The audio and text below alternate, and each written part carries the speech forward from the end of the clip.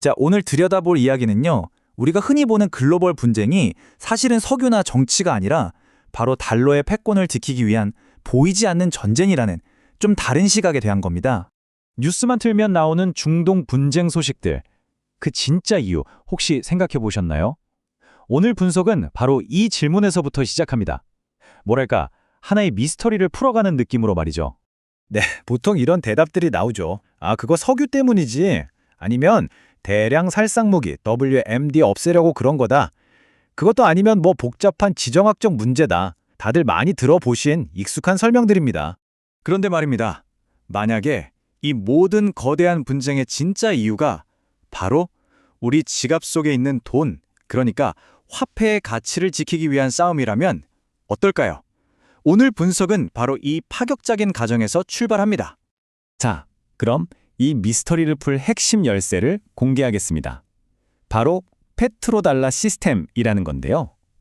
용어는 좀 생소할 수 있어도 이 분석에서는 이게 바로 지금의 세상을 움직이는 보이지 않는 규칙이라고 말하고 있습니다. 페트로달러 시스템, 생각보다 규칙은 아주 간단합니다. 전 세계 어떤 나라든 석유를 사고 팔 땐 무조건 미국 달러를 써야 한다는 거예요. 이 단순해 보이는 규칙 하나가 정말 어마어마한 힘을 만들어냅니다. 이 구조를 한번 보세요. 정말 기가 막힙니다. 자, 모든 나라는 경제를 돌리려면 석유가 필요하죠.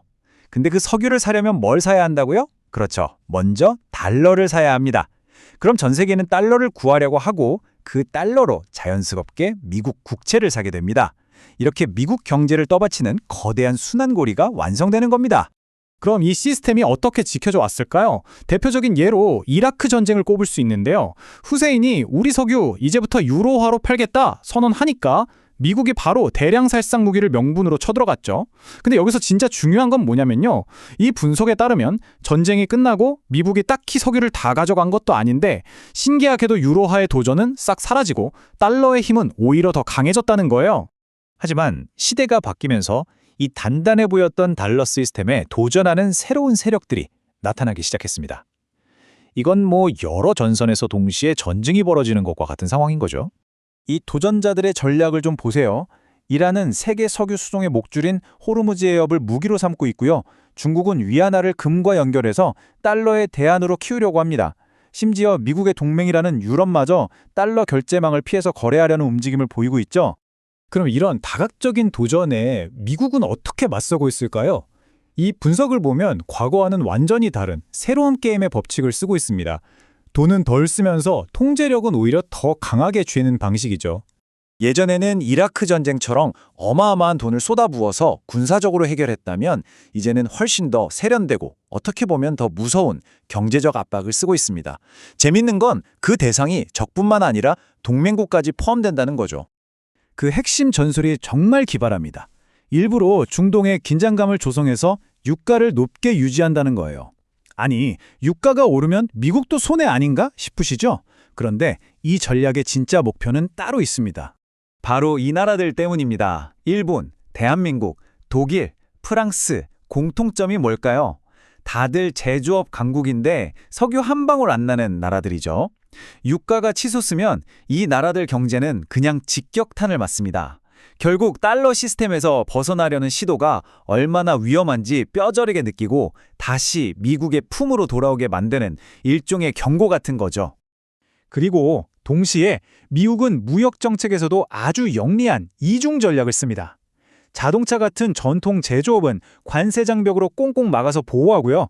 반면에 구글이나 아마존 같은 빅테크 기업들의 디지털 서비스는 관세 없이 전 세계로 쭉쭉 뻗어 나가게 합니다. 제조업에서 보는 손해를 디지털 서비스 수출로 메우겠다는 계산이죠. 자, 그럼 이런 거대한 판의 변화 속에서 우리는 돈의 흐름을 어떻게 읽어야 할까요? 이 분석을 토대로 누가 웃고 누가 울게 될지 한번 예측해 보겠습니다. 표를 보면 그림이 명확해지죠. 승자 쪽은 당연히 미국의 디지털 서비스를 파는 빅테크 기업들, 그리고 중동이 불안할수록 이익을 보는 미국 에너지나 방위 산업체들입니다. 반면에 고유가와 강달월에 가장 취약한 독일, 일본, 그리고 우리나라 같은 제조업 중심 국가들은 아무래도 힘든 싸움을 하게 될 가능성이 높습니다. 결국 이 모든 복잡한 전략의 최종 목표는 딱 이겁니다. 달러를 더 귀한 돈으로 만들고 미국의 디지털 서비스를 전 세계에 더 많이 팔아서 막대한 무역 적자를 해결하겠다. 이게 바로 이 분석이 제시하는 미국의 큰 그림인 거죠. 그리고 이 모든 것의 뒤에는 바로 이 숫자가 있습니다. 40조 달러. 상상도 안 가는 액수죠. 미국의 국가부채입니다. 이 어마어마한 빚의 무게가 바로 지금 벌어지는 필사적인 달러 전쟁의 이유를 설명해주고 있습니다. 맞습니다. 바로 이 페트로달러 시스템 때문에 전 세계가 어쩔 수 없이 미국 국채를 계속 사줘야 하는 거고, 덕분에 이 어마어마한 빚더미가 유지가 되는 거죠. 만약에 이 수요가 딱 끊긴다? 그럼 미국은 진짜 국가부도를 맞을 수도 있는 거예요. 바로 이 점 때문에 이 분석은 미국이 무슨 수를 써서라도 달러 패권을 지키려고 하는 거라고 주장하는 겁니다. 정말 절박한 거죠.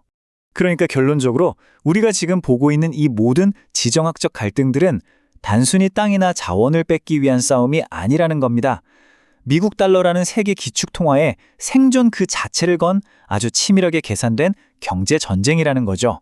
그렇다면 이렇게 거대한 화폐 전쟁이 벌어지는 시대에 우리들의 소중한 자산을 지켜줄 궁극적인 피난처는 과연 어디가 될까요? 이 질문을 마지막으로 남기면서 오늘 이야기를 마무리하겠습니다. 우리 모두가 깊이 한번 생각해 봐야 할 문제입니다.